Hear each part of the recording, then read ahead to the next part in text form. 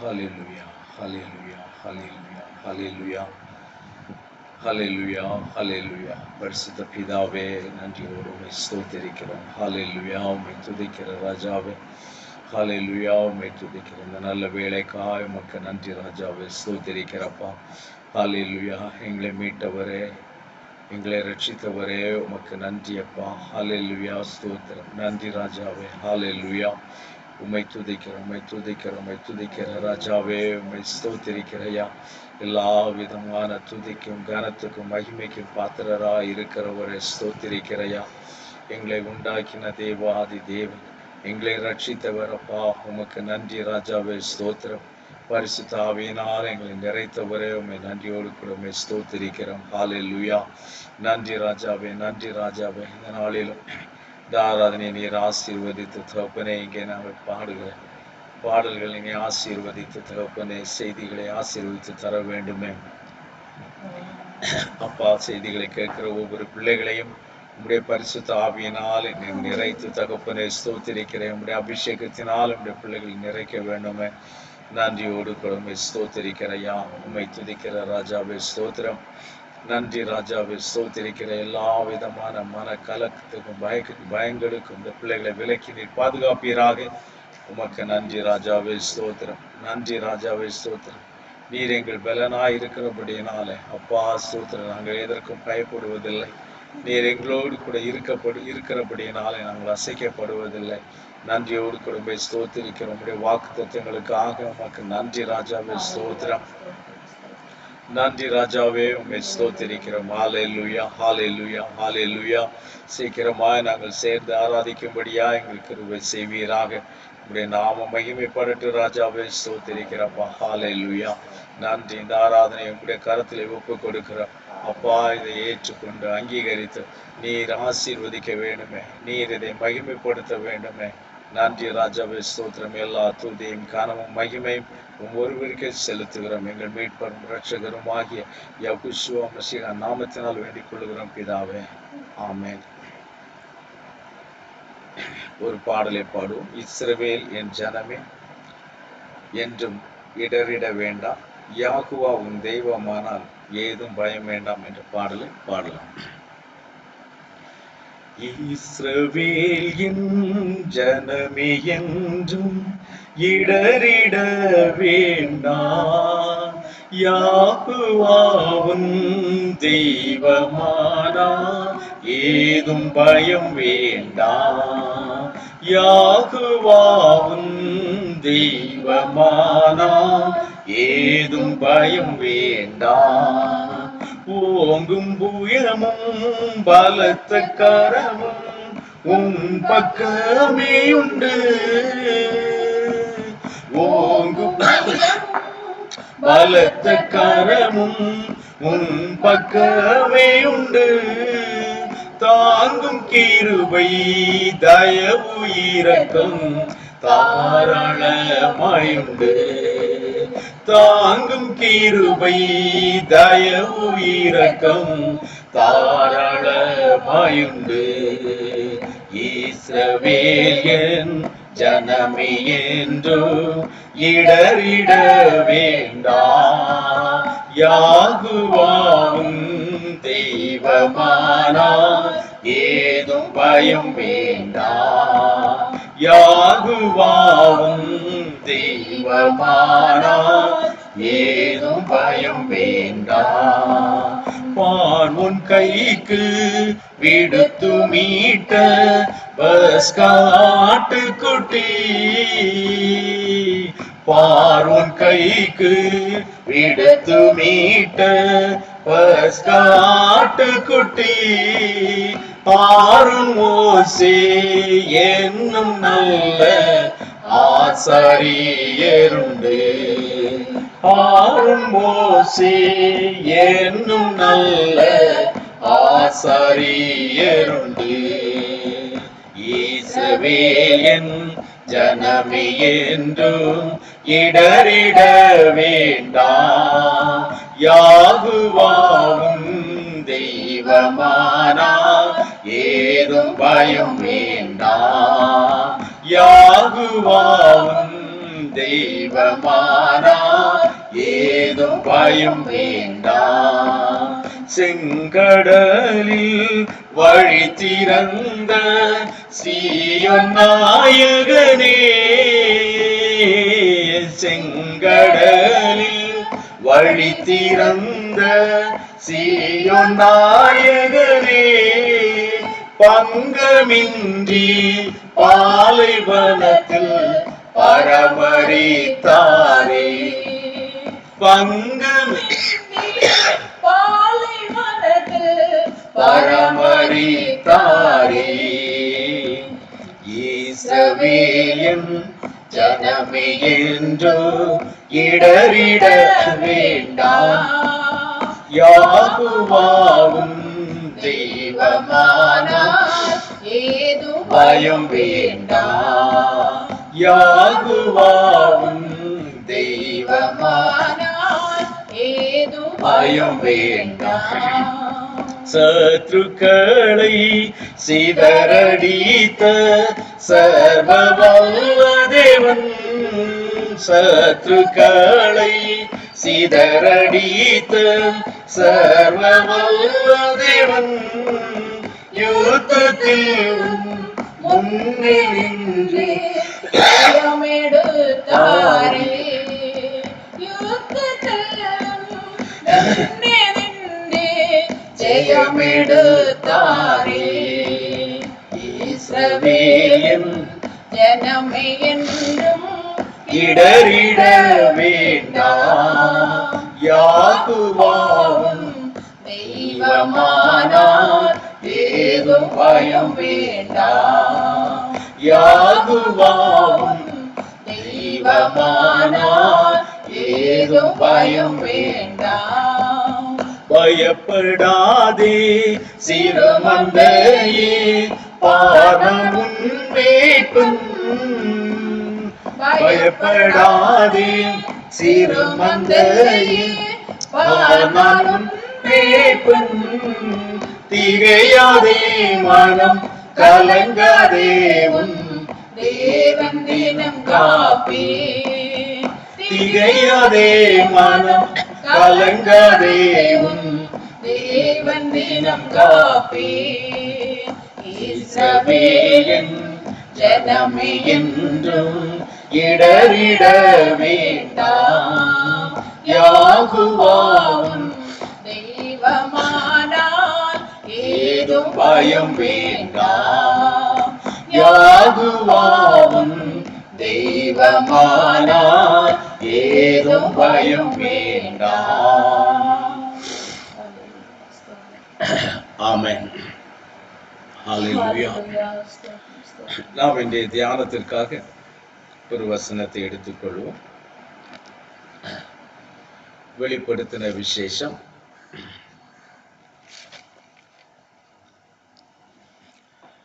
19ஆம் அதிகாரம், இங்கே 7ஆம் வசனம். வெளிப்படுத்தின விசேஷம், Revelation chapter 19 verse 7. நாம் சந்தோஷப்பட்டு களி கூர்ந்து அவருக்கு துதி செலுத்த கடவோம். ஆட்டுக்குட்டியானவருடைய கல்யாணம் வந்தது, அவருடைய மனைவி தன்னை ஆயத்த பண்ணினார் என்று சொல்ல கேட்டேன். Amen. Let us be glad and rejoice and give him glory, for the marriage of the Lamb has come, and his wife has made herself ready.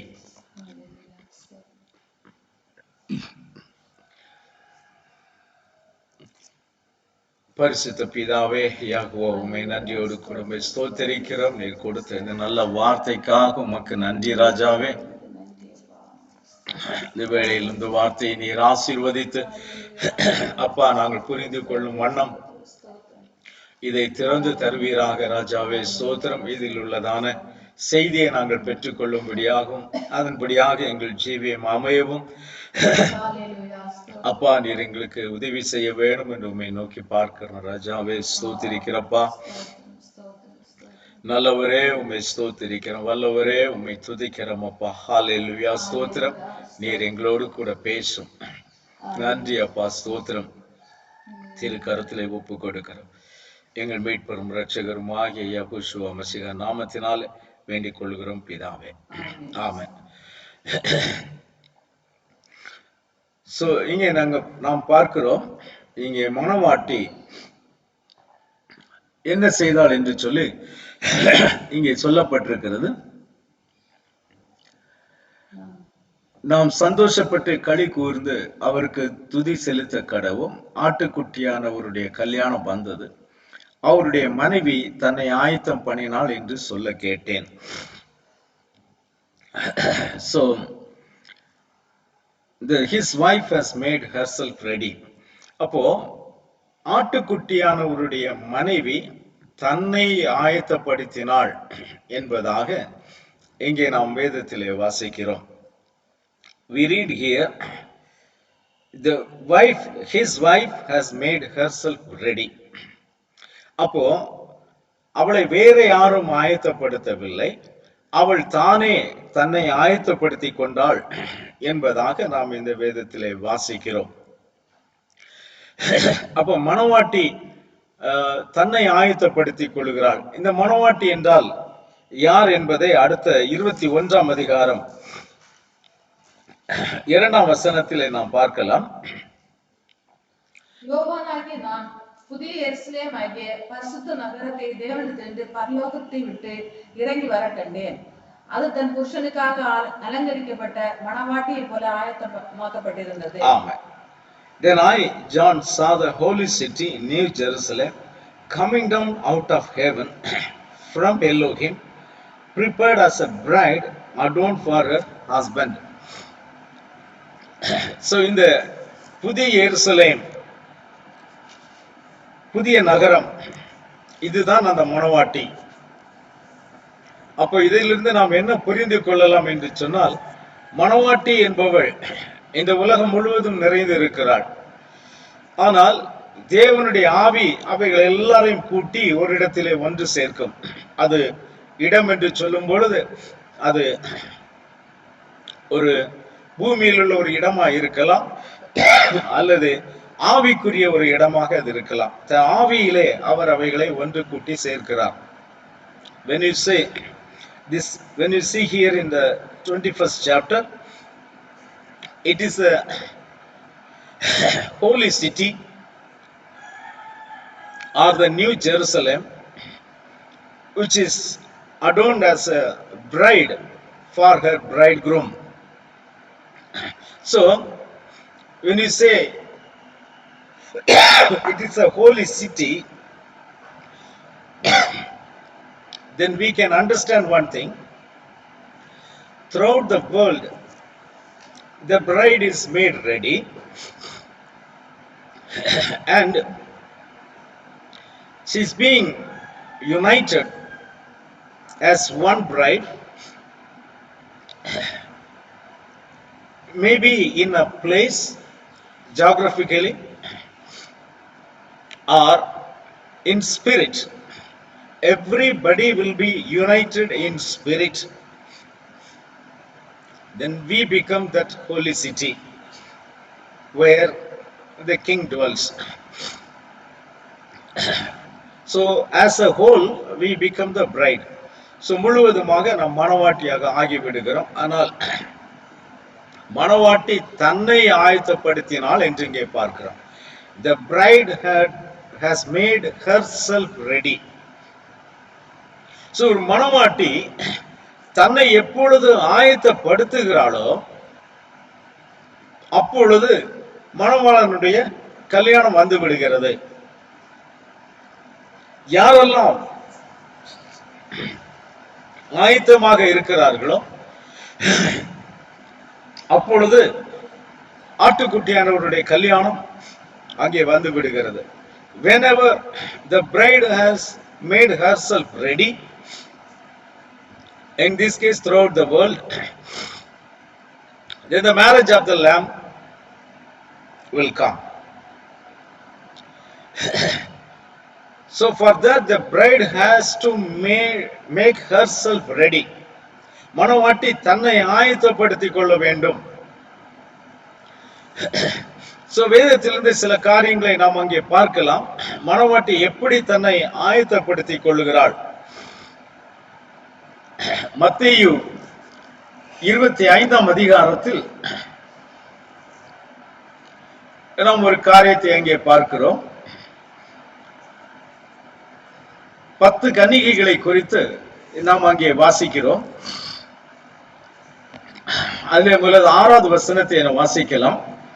Matthew chapter 25 verse 6. நடுராத்திரியிலே இதோ மணவாளன் வருகிறார், அவருக்கு எதிர்கொண்டு போக புறப்படுங்கள் என்கிற சத்தம் உண்டாயிற்று. And at midnight a cry was heard, behold, the bridegroom is coming, go out to meet him. அப்போ ஆயத்தமாக இருக்கக்கூடிய மணவாட்டிகளுக்கு அங்கே ஒரு சத்தம் வருகிறது. சோ நாம் ஆயத்தமா இருக்கிறோம் என்று சொல்வது சரிதான். ஆனால் ஆயத்தமா இருந்தால் ஒரு நிமிஷத்திற்கு அல்லது ஒரு நாளுக்கு அல்லது கொஞ்ச நாளுக்கு நாம் ஆயத்தமா இருக்கிறோம் என்பது அல்ல, நாம் தொடர்ந்து ஆயத்தமா இருக்க வேண்டும். எதுவரைக்கும் அந்த சத்தம் நாம் கேட்கும் வரைக்கும் நாம் ஆயத்தமா இருக்க வேண்டும். So midnight the cry came. So the cry came to those who were already ready for meeting the bridegroom. So which means what? When the bride is ready, she will be able to hear that cry. Others will not be able to hear the cry. And it means what? Once you are fully prepared, when you are perfected, now you have to wait for that cry to come. And when the cry comes, you will be able to go with him, with the bridegroom. அப்போ நாம் முழுமையாக ஆயத்தமா இருந்து கொஞ்ச காலத்துக்கு மட்டுமல்ல, எப்பொழுதும் நாம் ஆயத்தமா இருக்க வேண்டும், எப்பொழுதும் நாம் பரிபூரணத்தோடு கூட இருக்க வேண்டும். So being ready means it is not for a moment, not for some days or some months or some years, that we need to be ready for ever till we hear the cry. So we need to be perfect and we need to be patiently waiting for that cry. So one day the cry will come, you will be able to recognize it, and when you are ready, you will be able to go with him. 10th verse. அப்படியே அவர்கள் வாங்க போன போது மணவாளன் வந்துவிட்டார், ஆயத்தமா இருந்தவர்கள் அவரோடு கூட கல்யாண வீட்டுக்குள் பிரவேசித்தார்கள், கதவும் அடைக்கப்பட்டது. Amen. And while they went to buy, the bridegroom came, and those who were ready went in with him to the wedding, and the door was shut. So இங்கே ஆயத்தமாயிருந்த மணவாட்டிகள் அந்த சத்தத்தை கேட்டவுடன் அவர்கள் உள்ளே போய்விட்டார்கள், கதவும் அடைக்கப்பட்டது என்று நாம் பார்க்கிறோம். இங்கே 10 கன்னிகைகளை குறித்து சொல்லப்படுகிறது. 5 பேர் புத்தி உள்ளவர்களும் 5 பேர் புத்தி இல்லாதவர்களுமா இருந்தார்கள் என்பதாக இங்கே நாம் பார்க்கிறோம். அப்போ இந்த புத்தி உள்ளவர்களுக்கும் புத்தி இல்லாதவர்களுக்கும் இருந்த வித்தியாசம் என்ன? புத்தி உள்ளவர்கள் எண்ணெயை தங்களோடு கூட வைத்திருந்தார்கள். புத்தி இல்லாதவர்கள் சிறிது நேரத்திற்கு மாத்திரம் எண்ணெயை தங்களோடு வைத்திருந்தார்கள். தொடர்ந்து அவர்களை பிரகாசிப்பிக்க கூடியதான அந்த எண்ணெய் அவர்களுக்கு இல்லாதிருந்தது. So when they heard the cry, those who were ready went with him and the door was shut. The people who were ready.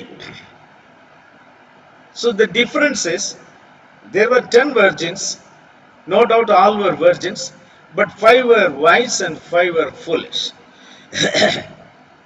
What's the difference there? The wise were carrying oil with them to make their lamp shine, make their light shine. They had enough oil with them, but the foolish one did not have enough oil with them. That's the difference. They heard the oil, the foolish one heard the oil, but it was for the moment. There was not enough oil to make them to continue shining. But the wise one had enough oil which made them to shine continuously. That's the difference. So, புத்தி உள்ளவர்கள் தங்களை பிரகாசிப்பிக்க கூடிய தங்கள் விளக்கை எரிய செய்யக்கூடிய எண்ணெயை அவர்கள் தொடர்ந்து கையிலே வைத்திருந்தார்கள். அதைத்தான் இங்கே மிகப்பெரிய வித்தியாசமாக பார்க்கிறோம். So the wise one had enough oil to make them shine continuously till they hear the cry. அவர்கள் அந்த சத்தத்தை கேட்கும் நாள் வரைக்கும் அவர்களை பிரகாசிப்பிக்க கூடியதான அந்த எண்ணெயை அவர்கள் தங்கள் கையிலே வைத்திருந்தார்கள் என்பதுதான் வித்தியாசம். So the bride has to carry the oil with her. According to Ephesians chapter 5 verse 18, it says, be filled with the Holy Spirit, with the Kadosh Ruach. Tamil 5:18. துன்மார்க்கத்திற்கு ஏதுவான மதுபான வெறி கொள்ளாமல் ஆவியினால் நிறைந்து. So ஆவியினால் நிறைந்திருக்கிற ஒரு அனுபவம்,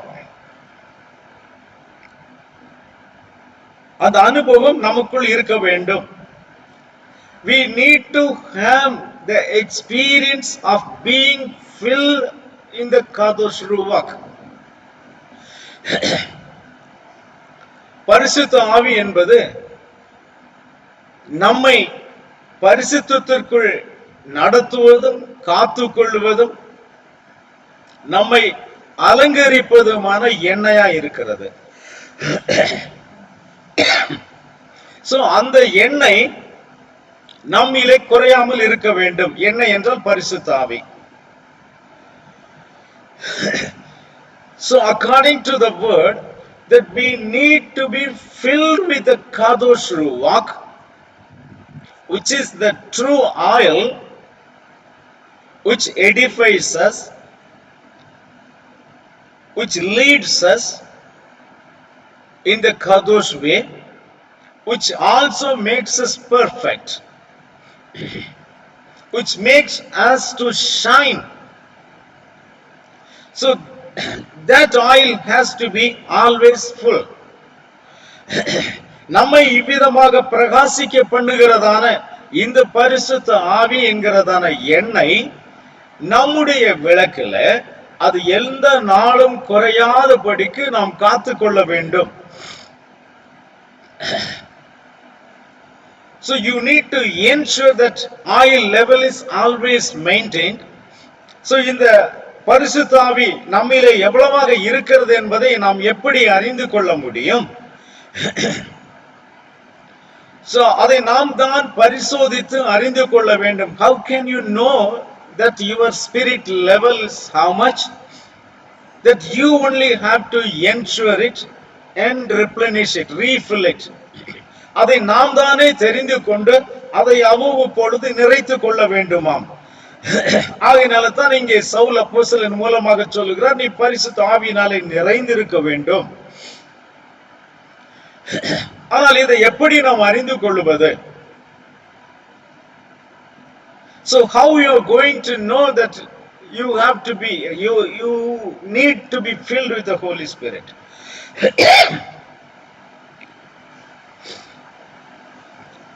பரிசுத்த ஆவி ஒருவரிடத்தில் நிறைவாக இருந்தால் அந்த மனிதனுடைய வாழ்க்கையிலே ஆவியின் கனி நிறைவாய் காணப்படும். அதை வைத்து ஒருவன் தெரிந்து கொள்ளலாம் என்னுடைய வாழ்க்கையிலே பரிசுத்த ஆவி எவ்வளவு இருக்கிறது. When a man is filled with the Kadosh Ruach, he will have the spirit, the fruit of the spirit in full. There are 9 fruits, yet it is called as one fruit. இங்கே ஆவின் கனிகள் 9 கனிகள் இருந்தாலும் அது கனி என்று ஒன்றாகத்தான் சொல்லுகிறது. ஆவின் கனி, ஆவின் கனிகள் என்று அது அழைக்கப்படுவதில்லை. So the ஆவின் கனி நம்மிலே குறைவற்றதா இருக்கும் பொழுது நமக்கு தெரியும் நான் ஆவியிலே நிறைந்திருக்கிறேன். When the fruit of the spirit is full in me, all the 9 are full in me, then I will know that my spirit level is full. ஆனால் அப்படி இல்லை, நான் ஏதாவது ஒரு விஷயத்திலே அந்த 9 ஏதாவது ஒரு விஷயத்திலே நான் குறைவுள்ளவனாக இருக்கிறேன் என்று சொன்னால் என்னுடைய ஆவிக்குரிய நிலைமை குறைந்திருக்கிறது, என்னுடைய ஆவியின் அளவு என்னிலே குறைந்திருக்கிறது என்று ஒருவன் அறிந்து கொள்ளலாம். So if you examine yourself and you find you don't have that 9 fruits or some of the fruits, then you can definitely know that your spirit level has come down. So அப்படி பரிசோதித்து அறிய வேண்டும். வேதம் சொல்லுகிறது நம்மை நாமே நிதானித்து அறிந்தால் நாம் நியாயம் தீர்க்கப்படும் என்று சொல்லுகிறது. The scriptures, you can know your spirit level by examining yourself. So when you examine yourself, when you judge yourself, you will not be judged, you will not come into the judgment. So for that reason you need to judge yourself. ஆகவே நம்மை நாம் நிதானித்து அறிய வேண்டும், நாம் பரீட்சித்து பார்க்க வேண்டும் நான் எந்த லெவலில் இருக்கிறேன். So when you examine yourself and you find yourself you are lacking or your level is less, then immediately you need to fill it. நாம் ஆவிக்குரிய நிலைமையை பரிசோதித்து பார்க்கும் பொழுது நாம் குறைவுபட்டவர்களாய் காணப்பட்டால் நாம் செய்ய வேண்டிய காரியம் உடனடியாக அதை சரி செய்ய வேண்டியது. நாம் பரிசுத்த ஆவியிலே மீண்டும் நிறைய வேண்டும். சோ எப்படி நாம் நிறைய போவது? So how you are going to be filled, replenished, refilled? That is by sitting at the feet of Yahweh and pray. When you sit in prayer, the word says those who wait upon Yahuwah will renew their strength, which means you will refill yourself. யாகுவாவுக்கு காத்திருக்கிறவர்களோ புது பலன் அடைவார்கள் என்று வசனம் சொல்லுகிறபடியாக நீங்கள் யாகுவாவுக்கு காத்திருந்து உங்களுடைய ஆவியை நீங்கள் நிறைவாக்கி கொள்ள வேண்டும், நிறைத்துக் கொள்ள வேண்டும். இதை வேதம் நமக்கு நிச்சயமாக கற்றுக் கொடுக்கிறது.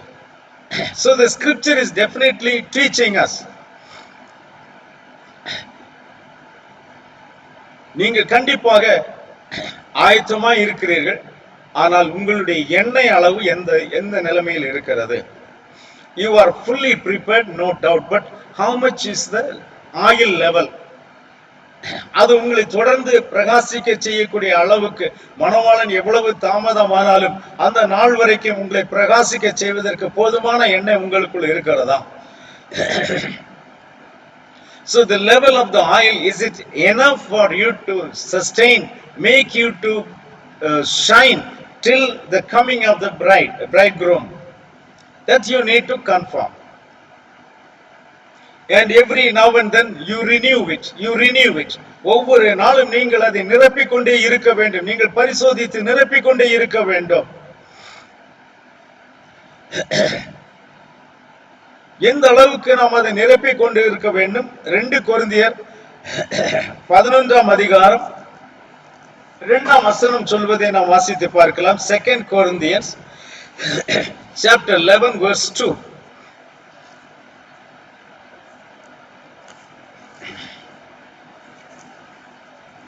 மேசியாவுக்குள்ளான ஒரு மனுஷனை அறிவேன்.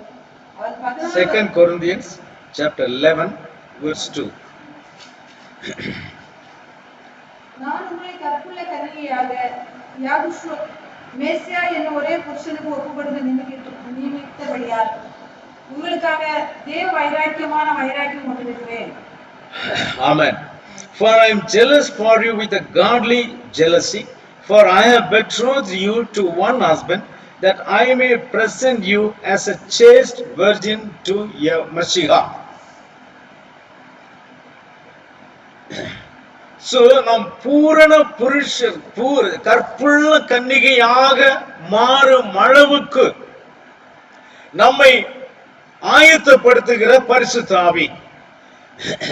So, அந்த அளவுக்கு நாம் பரிசுத்த ஆவியிலே நிறைந்திருக்க வேண்டும்.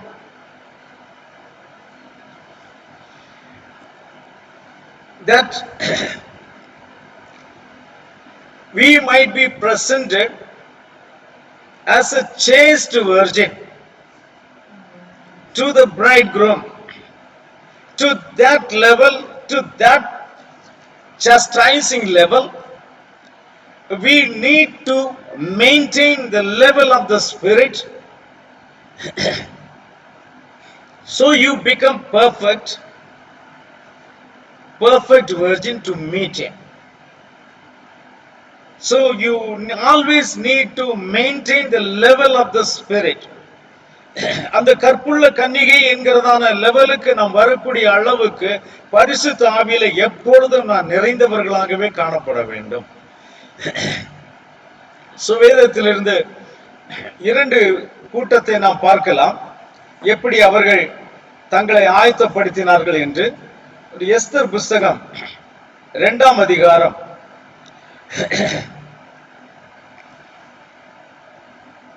அதனுடைய 12ஆம் வசனத்திலிருந்து வாசிக்கலாம். The book of Esther chapter 2 verse 12. ஒவ்வொரு பெண்ணும் 6 மாதம் வெள்ளை போல தைலத்தினாலும் 6 மாதம் சுகந்த வர்க்கங்களினாலும் ஸ்திரீகளுக்குரிய மற்ற சுத்திகரிப்புகளினாலும் ஜோடிக்கப்படுகிற நாட்கள் நிறைவேறி இவ்விதமாய் ஸ்திரீகளின் முறைமைப்படி 12 மாதமாக செய்யப்பட்டு தீர்ந்த பின்பு ராஜாவாகிய அகஸ்வேருவின் இடத்தில் பிரவேசிக்க அவளுடைய முறை வருகிற போது இப்படி ஜோடிக்கப்பட்ட பெண் ராஜாவிடத்தில் பிரவேசிப்பாள். கன்னிமாடத்தில் இருந்து தன்னோடு கூட ராஜா அரண்மனைக்கு போக அவள் தனக்கு வேண்டுமென்று கேட்பவெல்லாம் அவளுக்கு கொடுக்கப்படும்.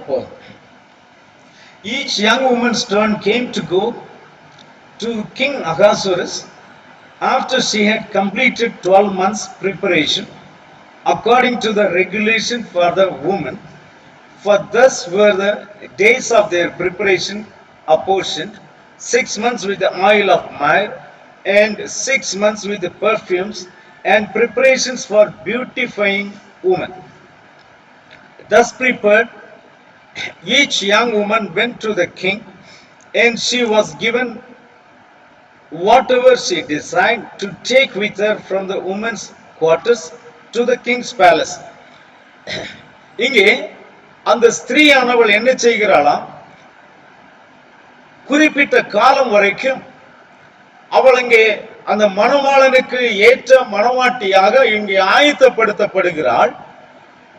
அந்த குறிப்பிட்ட காலம் அவள் எப்படி ஆயத்தப்படுத்தப்படுகிறாளாம்? ஸ்திரீகளின் சுத்திகரிப்பின் முறைமையின்படி.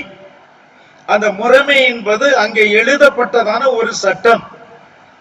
அந்த சட்டத்தின்படி அவள் என்ன செய்யப்பட வேண்டும்? அவள் அங்கே குறிப்பிட்ட காலம் வரைக்கும் குறிப்பிட்ட பொருட்களை வைத்து அவள் சுத்திகரிக்கப்பட வேண்டும். Here the days of preparing the woman to the level of beauty to meet the king, she has to be prepared according to the regulation for woman. Regulation means it is a written rules. So ஆவிக்குரிய பிரகாரமாக நாம் ஒரு மணவாட்டி தன்னை எப்படி ஆயத்தப்படுத்த வேண்டும் என்று பார்த்தால், எழுதி இருக்கிற வார்த்தையின்படியே அவள் தன்னை அலங்கரிக்க வேண்டும். வேதத்தில் சொல்லப்பட்ட வார்த்தைகளின்படி அவள் தன்னை அலங்கரித்தால் மட்டுமே ராஜா அவளை ஏற்றுக்கொள்ளுவான். A woman has to beautify herself to the preparation days with the regulation of beautification. She can't do it in her own way, but there is a written regulations for her. According to that, she has to prepare herself, and for us to beautify, to be a bride for our bridegroom Messiah, that there is a written regulation. You need to prepare yourself according to that. மேசியாவுக்கு ஏற்ற மணவாட்டியாக நம்மை மாற்றும்படியாக நமக்கு கொடுக்கப்பட்டிருக்கிற அந்த வார்த்தையின்படியே தான் நாம் என்ன செய்ய வேண்டும்? நம்மை அலங்கரிக்க வேண்டும், நமக்கு தோன்றியபடி அல்ல. அப்படியானால் அது ராஜாவின் சமூகத்தில் தள்ளப்படும், ஏற்றுக்கொள்ளப்படாது. So we need to beautify according to the regulation of woman. If not, it will not be accepted, it will be rejected. Hallelujah.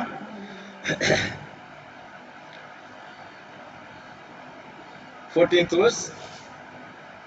சாயங்காலத்திலே அவள் உள்ளே பிரவேசித்து காலமே அபிமான ஸ்திரீகளை காவல் பண்ணுகிற ராஜாவின் பிரதானியாகிய சாஸ்காசுடைய விசாரிப்புக்குள்ளிருக்கிற ஸ்திரீகளின் 2ஆம் மாடத்துக்கு திரும்பி வருவாள். ராஜா தன்னை விரும்பி பேர் சொல்லி அழைப்பித்தால் ஒழிய அவள் ஒருபோதும் ராஜாவினத்தில் பிரவேசிக்க கூடாது. Amen. Hallelujah. So 14th verse, in the evening she went, and in the morning she returned to the second house of the woman, to the custody of Shashgaz, the king's eunuch, who kept the concubines. She would not go into the king again unless the king delighted in her and called for her by name. Hallelujah. After the beautification, now the king is testing her. So when the king is testing her, and when he is delighted in her, now what he is going to do? He is going to call her by name. Hallelujah. வேதம் சொல்லுகிறது, 2 நாளாகமம் 7:14 சொல்லுகிறது, என் நாமம் தரிக்கப்பட்ட என் ஜனங்கள் என்று சொல்லுகிறார். Hallelujah. In 2nd Chronicles chapter 7 verse 14 says, my people who are called by my name. So ஜனங்கள் தங்களை முழுவதுமாக ஆயத்தப்படுத்திக் கொண்டு அங்கே போகும் பொழுது ராஜா அவர்களை பரிசோதித்து பார்க்கிறார்.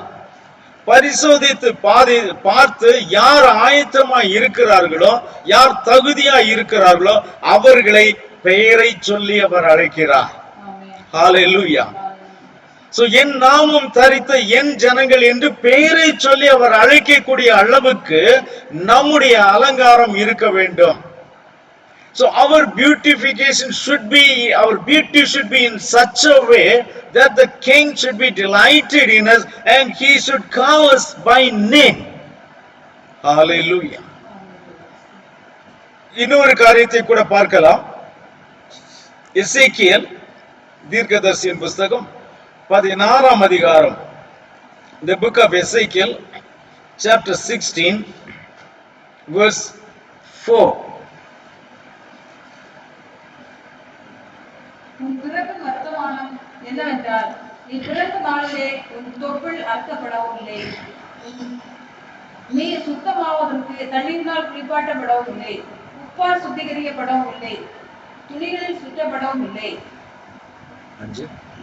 உனக்காக பரிதவித்து இவைகளில் ஒன்றையாகிலும் உனக்கு செய்ய ஒரு கண்ணும் உன் பேரில் இரக்கமாய் இருந்ததும் இல்லை. நீ பிறந்த நாளில் நீ அருவருக்கப்பட்டதினால் வெளியில் எறிந்து விடப்பட்டாய். Ezekiel chapter 16 verses 4 and 5. As for your nativity, on the day you were born, your navel cord was not cut, nor were you washed in the water to cleanse you. You were not rubbed with salt, nor sweats in swaddling clothes. No, I pitied you to do any of these things for you, to have compassion on you, but you were thrown out into the open field when you yourself were lodged on the day you were born. 5ஆம் வசனத்தின்படியாக ஒரு கண்ணும் உன்மேல் பரிதாபப்படவில்லை, உன்மேல் இறங்கவில்லை. நீ பிறந்த நாளிலே நீ வெளியிலே எரிந்து விடப்பட்டாய். நீ அருவருக்கப்படத்தக்கதான ஒரு சூழலிலே, நீ வெறுக்கப்படத்தக்கதான ஒரு சூழ்நிலையிலே நீ அங்கே காணப்பட்டாய். இதுதானே நம் ஒவ்வொருடைய நிலைமையும். So on the day there was no, you were born, there was no eye to pity on you. You were thrown out in the field and you were loathed by everyone. அப்படிப்பட்ட சூழ்நிலையிலே நம்மை நேசிக்கிற நம்முடைய நேசர் என்ன செய்தார் என்று பாருங்கள். 6ஆம் வசனத்திலே, நான் உன் நடுவே கடந்து போகும்போது மிதிக்கப்படுவதற்கு ஏதுவாய் நீ உன் இரத்தத்தில் கிடக்கிறதை கண்டு உன் இரத்தத்தில் கிடக்கிற உன்னை பார்த்து பிழைத்திரு என்றேன். ஆம், உன் இரத்தத்தில் கிடக்கிற உன்னை பார்த்து பிழைத்திரு என்று சொன்னேன். Amen. Hallelujah. And when I passed by you and saw you struggling in your own blood, I said to you, in your blood live. Yes, I said to you, in your blood live. Hallelujah. அங்கே நான் உன்னை கடந்து செல்லும் பொழுது இரத்தத்தில் கிடக்கிற உன்னை பார்த்து நீ பிழைத்திரு என்று சொன்னேன். இரத்தம் என்று சொன்னால் நம்முடைய பாவ இரத்தம், அருவருக்கப்படத்தக்கதான அந்த பாவ இரத்தத்திலே நாம் கிடக்கிற நம்மை பார்த்து நீ பிழைத்திரு என்று அவர் சொன்னார். பாவத்தில் மரித்து கிடந்த நம்மை அவர் பிழைக்க செய்தவர் நம்முடைய தேவன். Hallelujah. So when you were lying in your own blood, that your blood is a sinful blood, when you were in that condition, in an abhorred condition, in a loathed condition, when the beloved came by you and he said you live in your blood. Hallelujah. So what did he do? அப்படி சொன்னவர் உனக்கு என்ன செய்தார்? 9ஆம் வசனத்திலிருந்து வாசிக்கலாம். நான் உன்னை ஜலத்தினால் முழுக்காட்டி உன்னை இரத்தம்பர ஸ்நானம் பண்ணிவிட்டு உனக்கு எண்ணெய் பூசி சித்திர தையலாடையை உனக்கு உடுத்தி சாயந்தீர்த்த பாதரட்சைகளை உனக்கு தரித்து கட்ட மெல்லிய புடவையும் மூடிக்கொள்ள பட்டு சால்வை உனக்கு கொடுத்து உன்னை ஆபரணங்களினால் அலங்கரித்து உன் கைகளிலே கடகங்களையும் உன் கழுத்திலே சரப்பணிகளையும் போட்டு உன் நெற்றியில் நெற்றி பட்டத்தையும் உன் காதுகளில் காதணியையும் உன் தலையின் மேல் சிங்காரமான கிரீடத்தையும் தரித்தேன். Hallelujah. Then I washed you, 9th verse Amos, then I washed you in water. Yes, I thoroughly washed off your blood and I anointed you with oil. I clothed you in embroidered clothes and gave you sandals and badger skin. I clothed you with fine linen and covered you with silk. I adorned you with ornaments, put bracelets on your wrists and a chain on your neck, and I put a jewel in your nose, earrings in your ears, and a beautiful crown on your head. Hallelujah. நம்முடைய நேசர் நம்முடைய பாவத்தில் கிடந்த நம்மை அவர் என்ன செய்தாராம்? அவர் சுத்த ஜலம் கொண்டு நம்மை கழுவினார், நம்மை சுத்திகரித்தார். சுத்திகரித்ததோடு விட்டு விடாதபடிக்கு அவர் நம்மை அலங்கரிக்கவும் செய்தார் என்று வேதவசனம் சொல்லுகிறது. ஹல்லேலூயா. அலங்கரித்ததோடு மட்டுமல்ல, நம்முடைய தலையிலே சிங்கார கிரீடத்தை வைக்கும் வரைக்கும் அவர் நம்மை உயர்த்தினார். ஹல்லேலூயா. When we were in our blood, he washed us thoroughly with water. That old sin, the old blood was completely washed, and he anointed you with oil. நம்ம எண்ணெயினால் அவர் அபிஷேகம் பண்ணினார், நன்றாக சுத்திகரித்து அதன் பின்பு எண்ணெயினால் அவர் அபிஷேகம் பண்ணினார். Then he clothed us with a cloth and gave you sandals of badger skin and clothed you with a fine linen and covered you with silk. So when he clothes you with the sins, clothes you with fine clothes, which means the garments of salvation.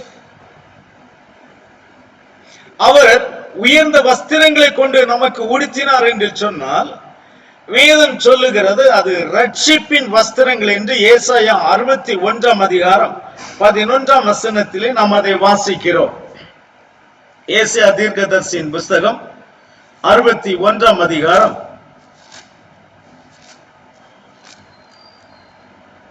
10 வசனம். Sorry, Isaiah chapter 61 verse 10 says about the garments of salvation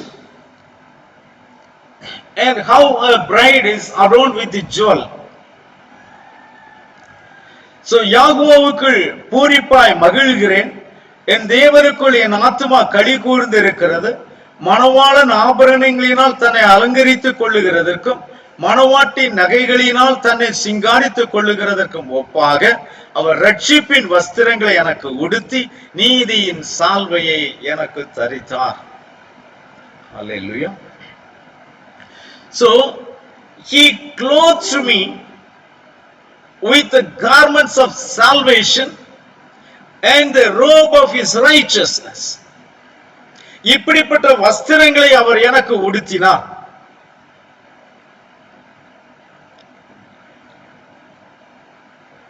In Ezekiel 16 again, 13th வசனம், 13th verse, thus you were adorned with gold and silver, and your clothing was of fine linen, silk and embroidered cloth. You ate pastry of fine flour, honey and oil. Hallelujah. அதோடு நம்மை விட்டு விடாதபடிக்கு அவர் என்ன செய்கிறார் என்று பாருங்கள். இவ்விதமாய் எசேக்கியேல் 16:13, இவ்விதமாய் பொன்னினாலும் வெள்ளியினாலும் நீ அலங்கரிக்கப்பட்டாய், உன் உடுப்பு மெல்லிய புடவையும் பட்டும் சித்திர தையல் ஆடையுமாய் இருந்தது. மெல்லிய மாவையும் தேனையும் நெய்யையும் நீ சாப்பிட்டாய். அல்லேலூயா. இங்கே என்ன செய்கிறார் என்று பாருங்கள். நமக்கு ரட்சிப்பின் வஸ்திரங்களை, நம்முடைய பாவங்களை எல்லாம் கழுவி பரிசுத்த ஆவியினால நம்ம அபிஷேகம் பண்ணி ரட்சிப்பின் வஸ்திரங்களை நமக்கு உடுத்துவித்து அதோடு விட்டு விடாதபடிக்கு நமக்கு அவர் சாப்பிடுவதற்கு மெல்லிய மாவையும் தேனையும் நெய்யையும் அவர் தருகிறார். After washing us from our own blood, completely cleansing us, then he anointed us with oil. Then he gave us the garments of salvation, adorned us with the jewel, and not alone, now he is feeding us with the pastry of fine flour, honey and oil. வேத வசனம் சொல்லுகிறது, சங்கீதம் 103 வசனம் 5 சொல்லுகிறது, அவர் நன்மையினால் என் வாயை திருப்தியாக்கினார், கிருபையினாலும் இரக்கத்தினாலும் என்னை முடிசூட்டி நன்மையினால் என் வாயை அவர் திருப்தியாக்குகிறார் என்று சொல்லுகிறது. So after crowned her, the word verses from Psalm 103 verses 4 and 5, it says, he crowned us with grace and mercy and filled our mouth with goodness. Hallelujah. அவர் கிருபையினாலும் இரக்கத்தினாலும் நம்மை முடிசூட்டி நன்மையினால் நம்ம வாயை திருப்தியாக்குகிறார்.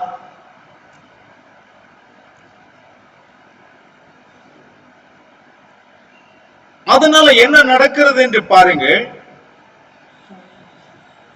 You were exceedingly beautiful and succeeded to royalty. 13th வசனம். இவ்விதமாய் பொன்னினாலும் வெள்ளியினாலும் நீ அலங்கரிக்கப்பட்டாய், உன் உடுப்பு மெல்லிய புடவையும் பட்டு சித்திர தையலாடையாய் இருந்தது. மெல்லிய மாவையும் தேனையும் நெய்யையும் சாப்பிட்டாய். நீ மிகவும் அழகுள்ளவளாகி ராஜ்யத்தை சுதந்திரத்துக் கொள்ளும் ஸ்லாக்கியத்தையும் பெற்றாய். ஹalleluya. நீ மிகவும் அழகுள்ளவளாகி நீ ராஜ குடும்பத்திற்கு ஏற்றவளாய் நீ மாறினாய் என்று அதனுடைய அர்த்தம். ராஜ்யத்தை சுதந்திரிப்பதல்ல, ராஜ்யத்துக்குரிய, அதாவது ராஜரீகத்துக்குரியதான தகுதியை நீ பெற்றுக் கொண்டாய். அதில் ஒருவரை போல நீ ஆகிவிட்டாய். ஹல்லேலூயா. இப்படி உன்னை அவர் நன்மையினால் திருப்தி ஆக்கினதினாலே நீ மிகவும் அழகுள்ளவளாய் நீ மாறினாய். எப்படிப்பட்ட அருவருக்கப்பட்ட சூழ்நிலையில கிடந்த அவளை அவர் எப்படியெல்லாம் அலங்கரித்து தன்னுடைய மணவாட்டி ஆக்கும்படியாக அவளுக்கு இதையெல்லாம் அவர் செய்து மிகவும் அழகுள்ளவளாகவும் அவள் ராஜரீக குடும்பத்தில் ஒருத்தியாக மாறும்படியாகவும் அவர் செய்தார் என்று வேதம் சொல்லுகிறார். வெளிப்படுத்தின விசேஷம் 1ஆம் அதிகாரம் 6ஆம் வசனத்திலே பார்க்கும் பொழுது அவர் நம்மை ராஜாக்களும் ஆசாரியர்களும் ஆக்கினார் என்று சொல்லுகிறார். When you see in Revelation chapter 1 verse 6 that he made us royal priesthood. He made us royal priesthood and exceedingly beautiful and succeeded to royalty. Exceedingly beautiful. You were thrown in such a way, loathed and abhorred, and from such condition, he started beautifying your life, and gradually beautifying your life, and he brought you to that level that you became exceedingly beautiful and succeeded to royalty. In the Song of Solomon,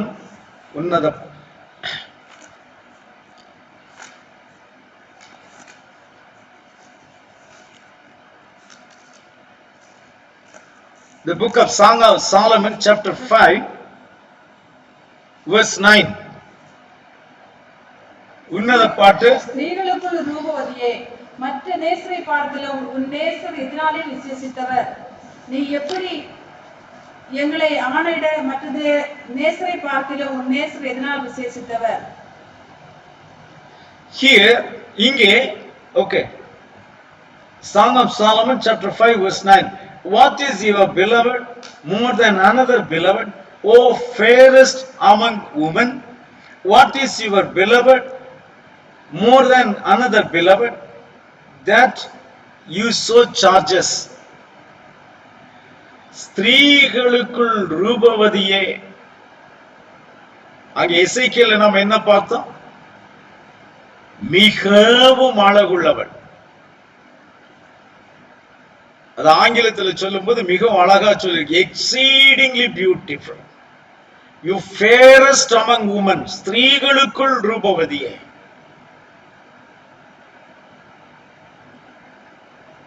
So to become exceedingly beautiful or fairest among women, what was the work done by the beloved, the bridegroom? நீ ஸ்திரீகளுக்குள் ரூபவதி ஆவதற்கு அந்த நேசர் உனக்கு என்ன செய்தார் என்று அடுத்த வசனத்திலே நாம் வாசித்து பார்க்கலாம். என் நேசர் வெண்மையும் சிவப்புமானவர், 10,000 பேரில் சிறந்தவர். Amen. My beloved is white and ruddy, chief among 10,000.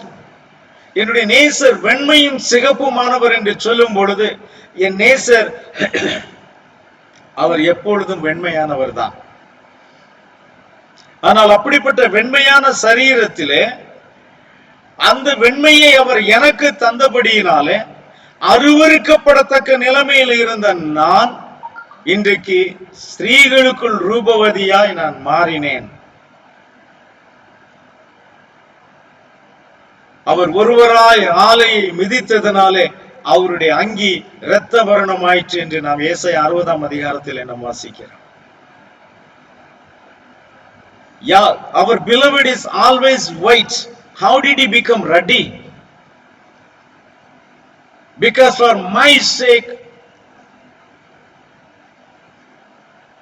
He crushed the winepress all alone, and his garments became red to make me the fairest among women. Once I was loathed and abhorred. ஒரு நாளிலே நான் அருவருக்கப்பட்டு தெருவிலே எரிந்து போடப்பட்டிருந்த என்னை இந்த அளவுக்கு ஸ்திரீகளுக்குள் ரூபவதியாய் மாற்றக்கூடிய அளவுக்கு அவர் தன்னுடைய வெண்மையை அவர் சிகப்பாக மாற்றி இவ்வளவு பெரிய தியாகத்தை அவர் எனக்கு செய்தார். So to make me so fairest among others and exceedingly beautiful, he sacrificed himself at the cross of Calvary by shedding his blood. என்னை ஸ்திரீகளுக்குள் ரூபவதியாய் மாற்றும்படியாக, அருவருக்கப்பட்ட நிலைமையில் இருந்த என்னை மாற்றும்படியாக அவர் கல்வாரி சிலுவையிலே தன்னுடைய இரத்தத்தை சிந்தி தன்னுடைய அங்கிகளை அவர் இரத்த வர்ணமாய் மாற்றினார். ஆகையால் முழுவதும் வெண்மையாய் இருந்த அவர் இன்றைக்கு வெண்மையும் சிகப்புமானவராய் மாறிவிட்டார்.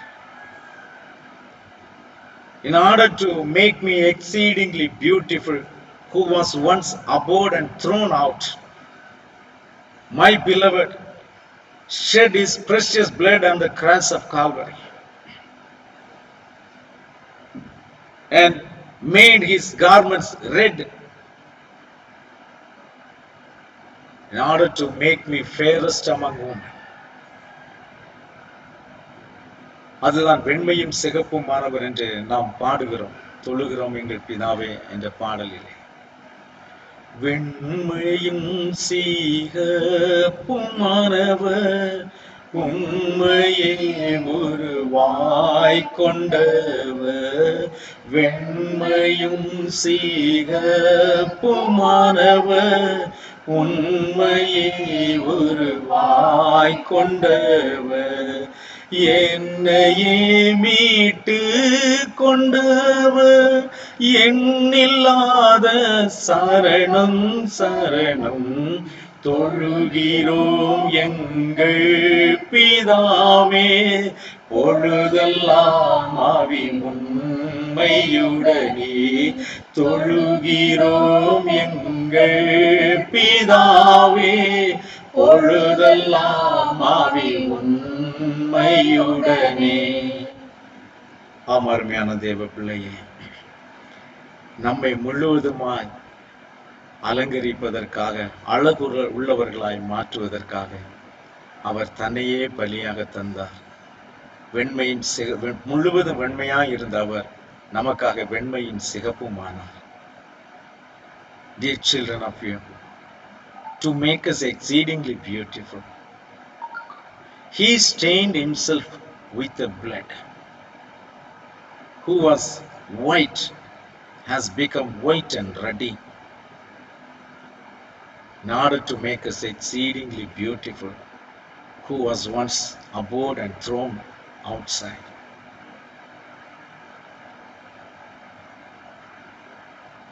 எதற்காக இவைகளெல்லாம் அவர் செய்தார்? நம்மை எஸ்தர் மணவாட்டியை போல அந்த மணவாளனுக்கு ஏற்ற மணவாட்டியாய் மாற்றும்படிக்கு, நம்மை ஆயத்தப்படுத்தும்படிக்கு அவர் இவைகளை எல்லாம் நமக்கு செய்தார். Why did he do all these things? In order to make us worthy to become his bride. He did all these things for our sake.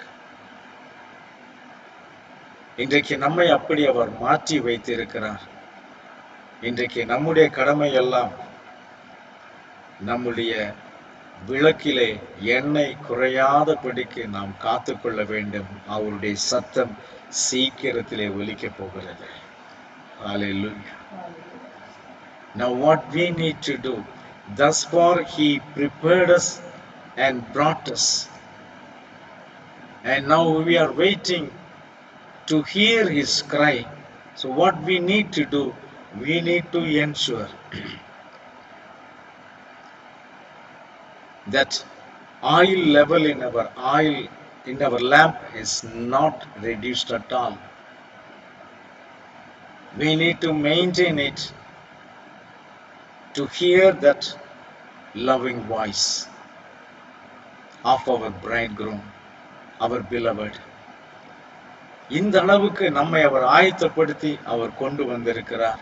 நாம் செய்ய வேண்டியதெல்லாம் நமக்குள் இருக்கிறதான அந்த எண்ணெயினுடைய அளவு குறையாதபடி பார்த்து கொள்ள வேண்டும். என்னுடைய விளக்கு எப்பொழுதும் எரிந்து கொண்டிருக்க வேண்டும். My light should always be shining till you hear the voice, till you hear the cry. அந்த அழைப்பின் சத்தம் கேட்கும் வரைக்கும் உன்னுடைய விளக்கு பிரகாசித்துக் கொண்டிருக்க வேண்டும். ஹல்லேலூயா.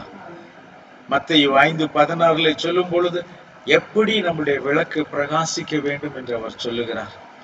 இவ்விதமாய் மனுஷர் உங்களுடைய நற்கிரியைகளை கண்டு பரலோகத்தில் இருக்கிற உங்கள் தேவனை மகிமைப்படுத்தும்படியாக உங்கள் வெளிச்சம் அவர்கள் முன்பாக பிரகாசிக்க கடவுது என்று சொல்கிறார். In Matthew 5:16 he says, let your light so shine that the people of this world will see your good deeds and glorify the Father which is in heaven. That is our responsibility. Let your light so shine continuously till you hear that beautiful loving voice. நாம் செய்ய வேண்டியதெல்லாம் நம்முடைய வெளிச்சம் தொடர்ந்து பிரகாசிக்கும்படியாக செய்ய வேண்டும், அந்த அன்பான குரலை கேட்கும் நாள் வரைக்கும். ஹல்லேலூயா.